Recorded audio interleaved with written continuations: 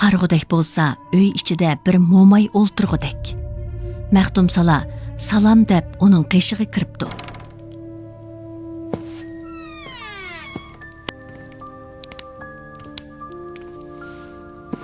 Momay onun kimligini, nima uchun kelganligini so'rabdi.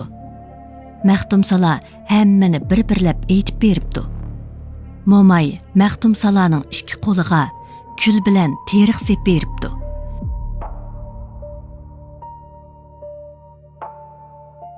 Va bir tal tezakni tutashtirib, uni yog'ochga sanjib, uning eg'iziga tishlatib qo'yibdi. Andın Maxtumsalaga "İki qo'lingdagi kul bilan terixni uyingga bağıcı chechib bağın, arqanga qaramag'in" debdi.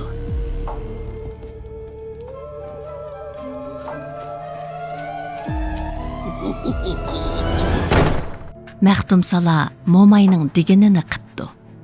Shuningdan keyin Momayning uyidan Maxtumsalaning uyigacha heliqi terixlar unib, belgi bo'lib qapti.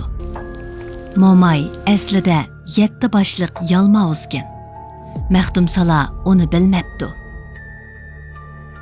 Maxtumsala o'tni egilib, darrov o't yiqib, bir qozon go'sht pishirishga boshlabdi. Kun o'ldirib, qarong'i tushib kashkirishi bilan heliqi 7 boshliq yalmavuz ishga kelib, "Chin Temur Botur uyida bormi? Arg'imoq iti ig'ilda bormi? Misran qilichi qo'ziqda bormi? Alg'ur burkiti o'rnida bormi? Kap-kap kuchigi ishikda bormi?"